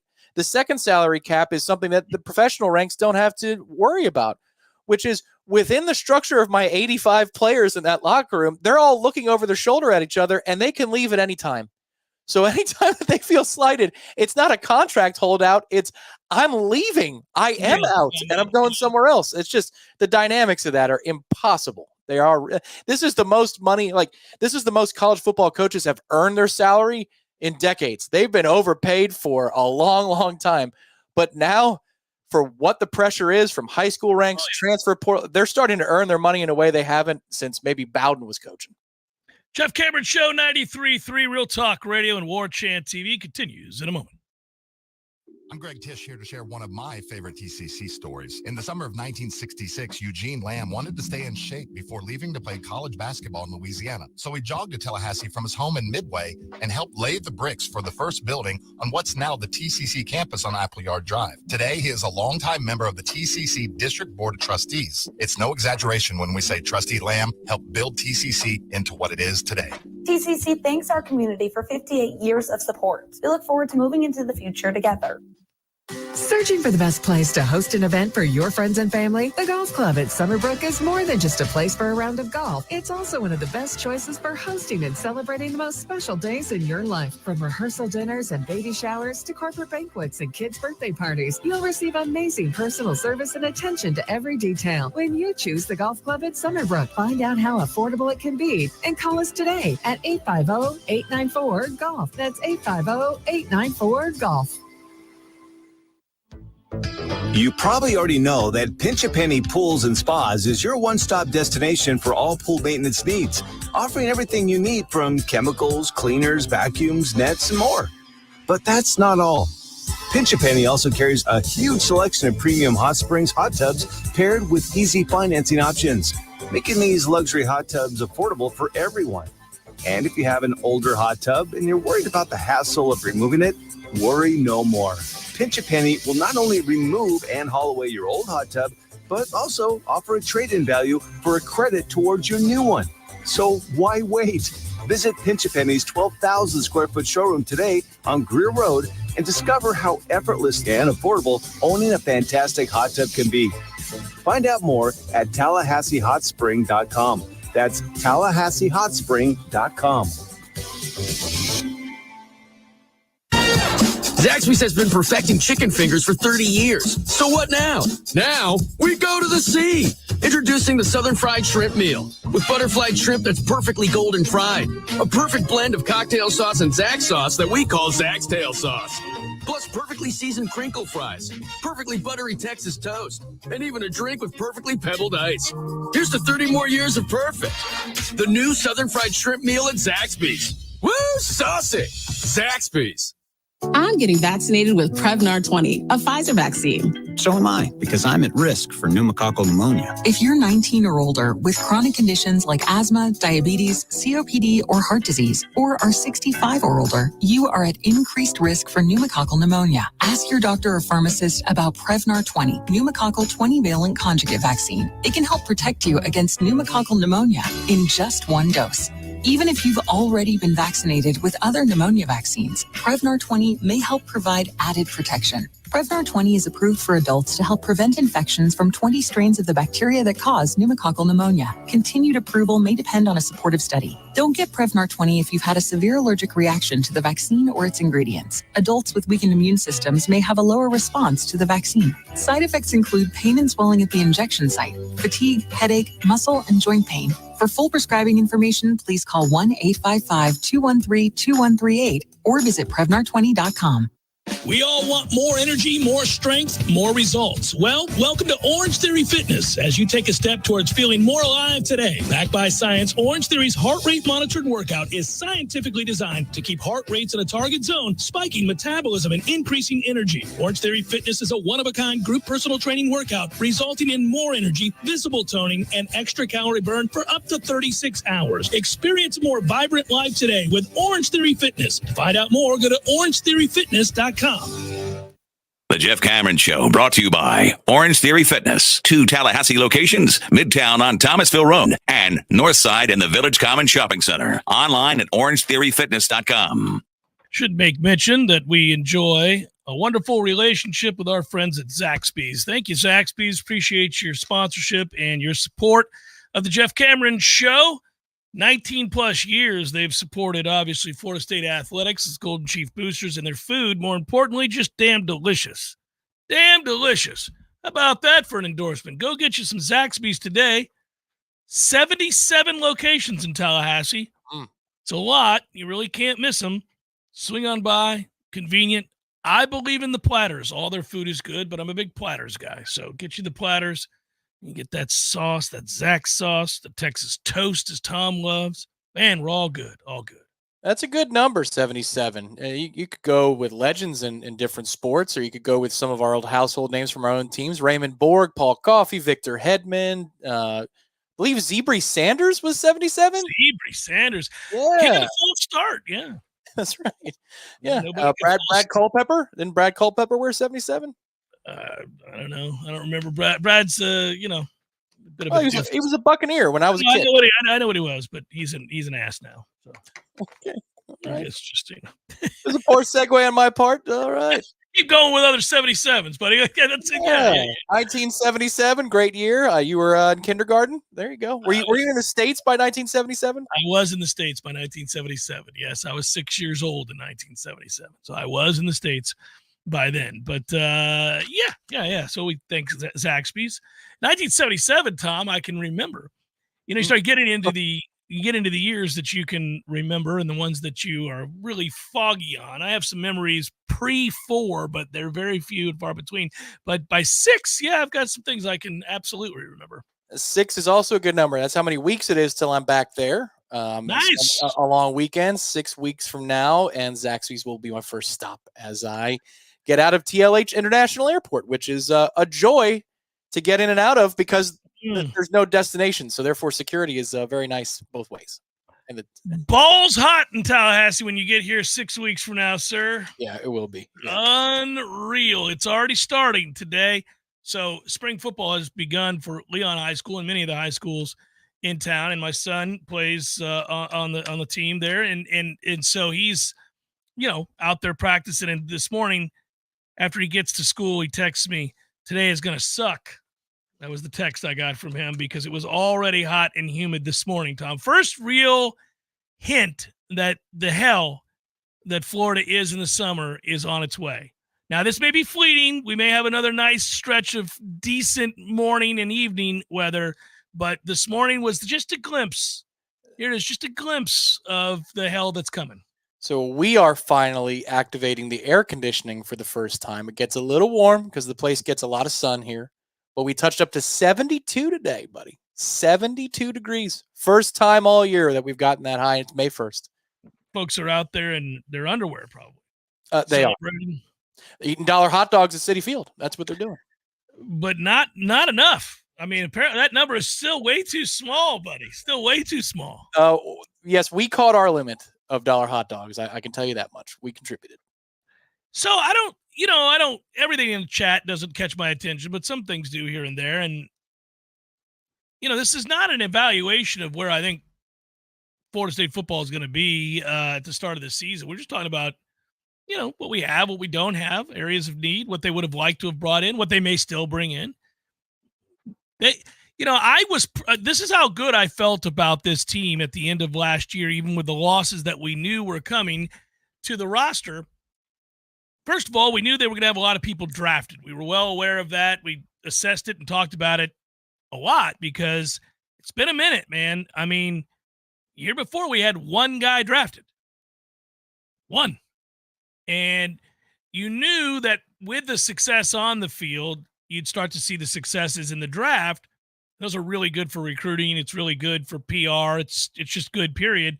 It is, as they say, proof of concept. Kids come here, they get better while they're here, and they go and they live a dream. They get drafted and go to the NFL, and you're able to talk to high school recruits about that, and you're able to show them tangible evidence, not just what you think is going to happen, but here's what did happen.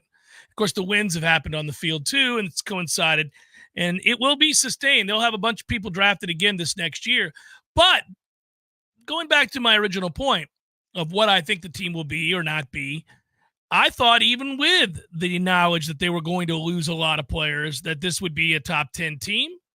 And I even said, I went as far as to say, I asserted anyhow, I posited that they would have a better offense this year than they did last year. Now, that should not have been taken to mean that I think they're better at every position on offense this year than they were last year, but rather it was a commentary for me anyhow, based on depth of talent and more speed. And I thought that gave them more options, more versatility on offense than they had last year. I think they were very limited by the fact that they could never seemingly win first down. They couldn't run the ball successfully and sustain it. They were really a team that relied on big play ability from Trey Benson. So they'd have a run, stuff, run, stuff, run, stuff, run, stuff, run, stuff. Oh, he just broke an 80-yarder. And then you'd see that and you're like, man, that guy is amazing. Broke a tackle, got to the corner, peace. Or it was a big play in a one-on-one situation where a 6'7" receiver or a 6'4" receiver who catches the ball in traffic made a big play. You just didn't see, I think, the versatility on offense that you were hoping to see. And they also suffered a ton of injuries, so we didn't get the most out of the guys we did have. And so I added all that up to say that if they have better injury luck, greater depth of talent and speed, and the offensive line takes a step forward at all, they'd be positioned to sustain drives and be more versatile on offense and thus be a more efficient offense. And, there's been some pushback on that. I've heard some people on the message boards, and some people have emailed me, you really believe that they're going to be better? I said that going into spring. I'm not as certain about that after spring. Doesn't mean that I think they're going to take a step back and be terrible. But I was thinking that I would see a little bit more production and a little bit more consistency out of the receiving core than I saw. I also did not predict that they were going to lose Destin Hill due to injury. And Destin Hill was one of the guys that I thought would take a big step forward in spring, and he was. He was playing really well. Breaks my heart for him. I hate it for Florida State because I think he was going to be a huge part of what they do. Now, we don't know the timetable on this, but until I hear some good news, I'm going to make assumptions that he's not playing football for Florida State in the fall. And so, knock on wood that I'm wrong. But until I hear that, I'm going to assume he's not playing. And then Hakeem obviously didn't have the great spring that I thought he'd have. So doesn't mean he can't be good. Doesn't mean he won't be good come fall. Doesn't mean that they won't get more acclimated. I mean, again, when you're talking about Benson, the receiver, and you're talking about others that came in, Jalen Brown and others, this was their first taste of what it was like to play here, and that includes a quarterback that's never played here. So the fact that it was inconsistent, going up what I think is going to be a very good defense. We make this point a lot, but I feel like it's important to reiterate here, Tom. It's not surprising that it was sort of convoluted, right? Mix and match, good day, bad day, good stretch, bad stretch, pretty inconsistent. It's the harder plane to land. Defense is easier. It just is, to integrate new pieces you're reacting to what the offense does, and if the offense is out of sync, all the better if you're on defense. It's easier. It's like pitching versus hitting. It's harder to hit. It's harder to play offense in football. Yeah. And so, there are some pieces that need to come together, and they need to do so in short order. There's a lot of work to be done in the summer workouts and in fall camp to get at least some baseline of what you want to do into the first quarter of the season. And you can grow from that within the season and evolve as the season goes on, but you got to know what you are. And I think they're still searching for that a little bit, outside of the fact that they believe, and I believe, that they are going to be more explosive than last year's team was. I think their explosive play rate has a real chance to go up over last year. And that is going to affect the basic metric like yards per play. We all get it that when Jordan went down, that their production, their yards per play, offensive across the board was in rough shape. But still, even with that said, they were at or a little bit behind last year's metrics in the yards per play category with more weapons this past season. Some of that is the injury luck, I'll grant you, but we all know it. This is where we're looking at numbers and saying that they averaged 6.7 yards per play 2 seasons ago and 6.0 this last year is right. one. You got to look at this is where you got to watch the games. You watch the game and you could see it. This offense was stuck in third gear for much of the season. It was not clicking. The year before had sequences where the offense was unstoppable. And you're like, oh my God, what do you do with that? There's just no way to defend it. They had better players and they had more troubles. I think some of that is there's only one football to go around. Some of that is the offensive line wasn't as good year over year. A lot of that is injury luck. But okay, that's the team that you had. We can talk about the potential of what 23 could have been till we're blue in the face. This next group, I think, has a real shot to be more explosive than whatever reasons there were. 23 wasn't explosive. Yeah. I think 24 can be very explosive. Now, that doesn't mean consistent, but it means explosive. Yeah, well, okay, a couple things there. I think the two culprits from last year, if we're being honest, yes, the injuries were a huge part of that. You can't ignore it. It'd be stupid to do so. But the offensive line disappointed us. And the offensive line really, I think, was at the root of all of this. They were not consistent performers. And if they're going to be more explosive, and you're thinking that because you have a big arm quarterback and a lot of fast wide receivers. So you brought that in. You brought speed into the program through the transfer portal, and you brought a big arm quarterback, so you ought to be able to hit more plays over the top. That's why you're saying that. But what do those plays count on? Protection. And the thing is, Jordan Travis, if a play broke down, could make a guy miss behind the line of scrimmage, extend a play, and make something out of nothing. I'm not saying that you have a statue at quarterback, but in order to take advantage of his massive arm strength, those developing plays, those long developing plays have to have time. And if the receivers get open, that's all well and good, but that offensive line has to block for a tick longer to hit that play. So we need to see that step forward from them in order for the big play ability that we both think is possible to really come to fruition. And that's the hard part about evaluating spring and evaluating fall camp, what is to come, because that defensive front is very talented.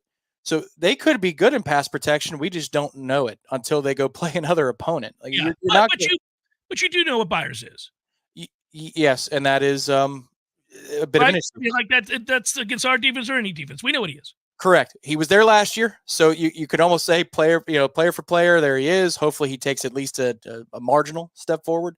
I like what we have in Darius. I want to see what the two SEC guards are like in pass protection versus run blocking. Again, it's hard to know.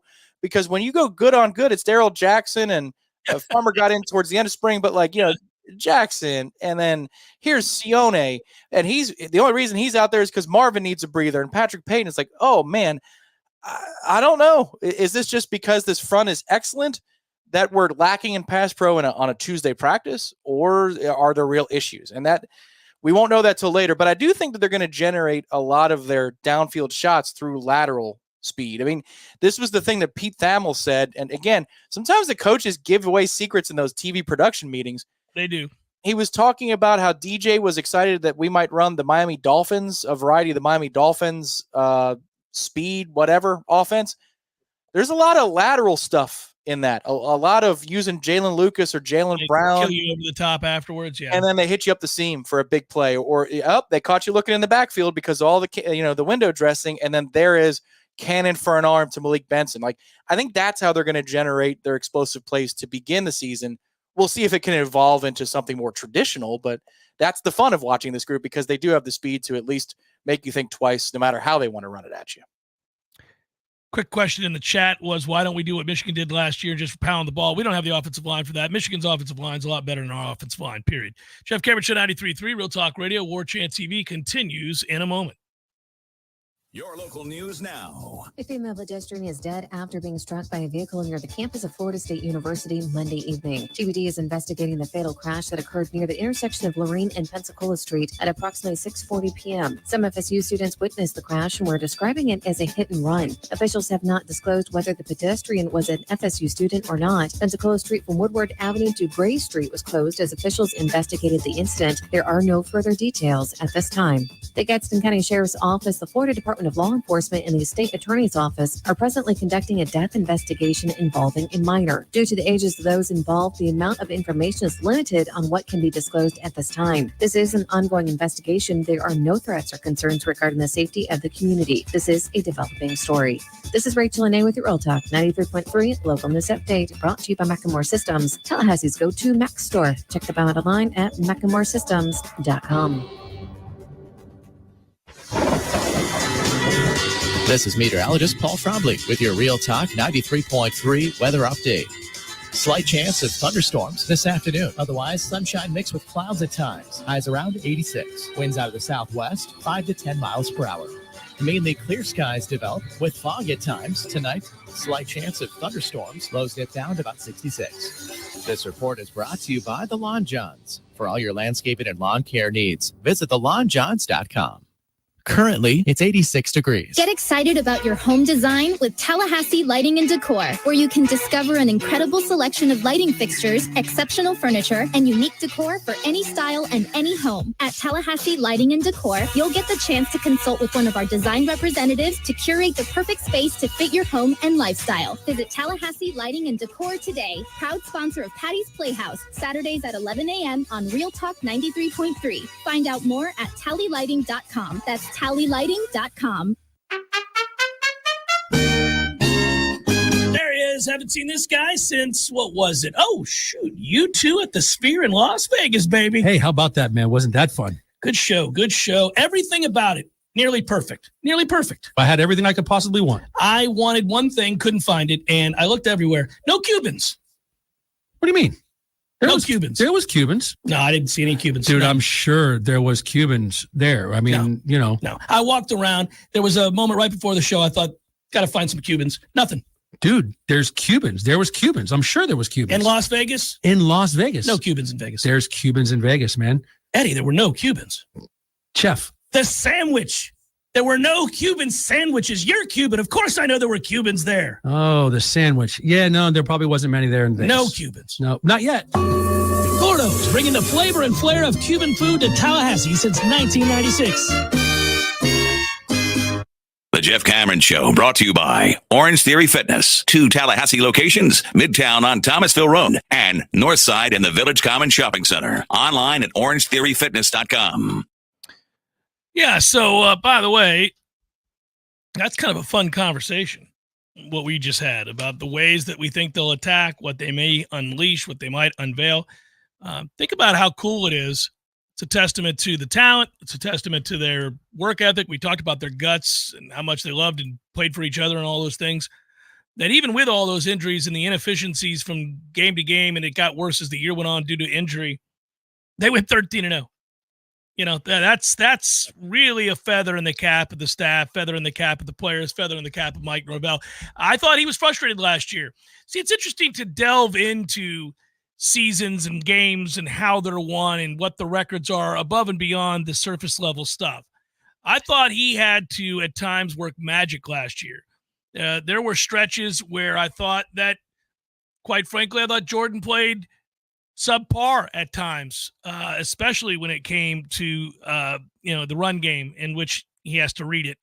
I thought that there were days that he played great. There were days where he was superhuman. The second quarter against Clemson, Tom, you bring it up a lot. You're right to bring it up. It was amazing. He had moments where he saved the day, but he also had stretches where he just didn't play as well as he had the previous season. And so some of those throws weren't as consistent. It's fascinating. They still went 13-0, and you might call it nitpicky. But when you're striving for excellence and greatness and you want to win a national title, then it's worth looking into the ways that you arrive at the results and what can be improved, what can't, based on the personnel you have, what left, what comes back, and what comes back, what would you add? And I do think it's interesting because they could be – I mean, I do think the extremes – Tom, last year you predicted 12-0. I predicted 11-1 for the regular season, if I remember correctly. So what does that tell you? Well, it tells you we both thought they were really effing good. Now, we may have arrived at that place a little differently than we thought maybe in camp. Some things worked better than we thought they would. Some things didn't work as well as they thought they would. But clearly, two guys that predict the team to go 12-0 and 11-1 thought the team was good. And I think I speak for the Warchant staff that was universally agreed upon, that this was a really good team. There was talent everywhere you looked. And yet the way they went 13-0 is probably not how they thought. We thought they'd go 13-0. And also we thought the margin for error was much greater. That what I meant was they could make mistakes. They could have games where they didn't play well, but they had so much talent that they would be able to overcome it. And therefore we thought, worst case scenario, 10-2, best case scenario, 12-0, maybe worst case scenario, 9-3, best case scenario, 12-0. I would suggest to you that the difference this year is that I think worst case scenario is probably a higher number than we would like to admit, like 8-4. And the best case scenario is still undefeated. Still undefeated. They could go undefeated. Yeah, I could see that. I'd have a hard time getting past 3 at the moment. I'd be angry about it, Tom. I'm not saying I wouldn't be.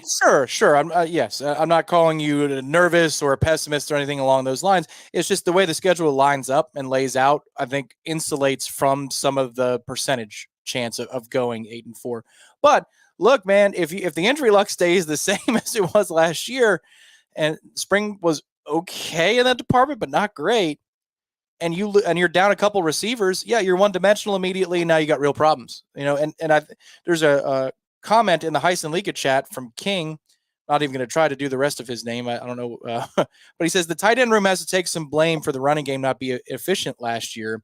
Morlock isn't a great blocker, and Jackson West makes catching look awful or painful. He's right about that. And he's wondering how a couple of guys are still on the roster. I won't go that far. Some dudes they think are worth the wait and worth the development and to see if anything will pay off. But the point being, it's a very important position group for this offense this year. Kyle Morlock, when I asked Chris Thompson about him in the spring meetings, I think, or no, I wasn't there. Somebody else asked him, but Chris Thompson said the number one thing he's got to do is get stronger and block. That's the number one thing he's got to do is become a decent blocker, because right now he's not good enough there. You're counting on Landon Thomas to be good at the position in order to help you be more dynamic offensively. I think there's a chance he very well may be as a catcher, but you're counting. Yeah. I think as an H-back, he's got a chance too. Not an inline blocker, but as an H-back. So point is, we're making a whole lot. We're describing tight end room that once again is probably not going to be very good at blocking. Well, and it's not just GT counter we run. We like to run GY counter a lot, which is the tight end getting involved in blocking. I think King is very much on point here in saying that some of the reason that the running game wasn't as effective, if you looked at the numbers, we got to the line of scrimmage the same amount of time. We didn't get past the line of scrimmage and more explosive nearly as much as we did 2 years ago. And the tight ends have to take a little bit of responsibility for that. We missed Dylan Gibbons, and we missed our tight end game as well from 2 years ago. Well, Biscuit didn't have a good year, and they parted ways. So we kind of knew that was happening. Another reminder of this, I mentioned it earlier in the show, but it's a great opportunity for you to reward a tough mother out there as we approach Mother's Day. Real Talk 93 and Fasig Brooks Law Firm looking for one tough mother to win grand prize of 24 gift cards to local restaurants for Mother's Day. That's cool. Total value of over $500. If you know a tough mother, they want to hear from you. It can be your mom, your sister, a cousin, or even a friend. Anyone you know who is a tough mom, tell us their story. Go to realtalk93.com, click the link to submit your nominee, and the toughest mom will get $500 to spend around town at local restaurants. Just another reminder. Wanted to make sure I got that out there. Jeff, are you nuts? We won't lose 2 games, let alone 3 or 4. If anything, we're better than last year. I didn't say we'd lose 4 games. I didn't say we'd lose 3. I didn't say we'd lose 2. I didn't say we'd lose 1. I said that I thought that the margin for error was greater this year in terms of the worst case scenario and the best case scenario. Last year, I predicted they'd go 11-1. I whiffed by a game. They were better than 11-1. I said I didn't think they could do worse than 10-2. But I think this year, with all the new faces and some of the injuries, if things don't click early with a brand new quarterback, I think the schedule's tougher.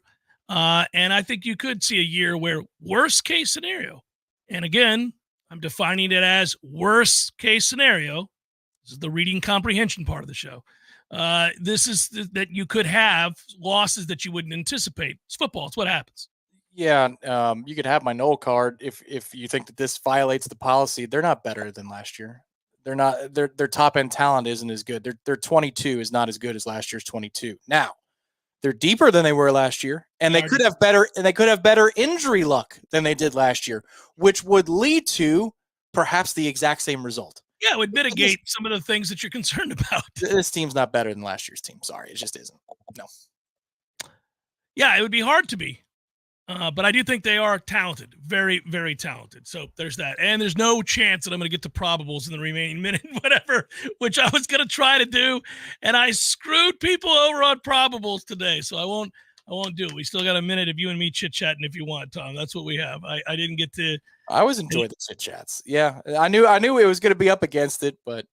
Hey, don't worry about probables today, guys. The Pirates can't win anymore. You guys are done watching baseball. Everybody's done watching baseball now. No, what's funny is so I was reading a book last night and watching hockey and flipping over to the NBA, and then the Pirates started, and I was going back and forth with my book and this, and then I watched the first 4 innings of the Pirates game, threw my book down on the nightstand, went to sleep, and didn't think any more of it because we can't score. I'm done having this conversation. We can't score. Good work out of you, Tom. Appreciate you, brother. I'll talk to you again tomorrow. Thanks to all of you who called and or listened. I appreciate it as always. Thanks to those of you that were in the Heised Legal Law Firm chat.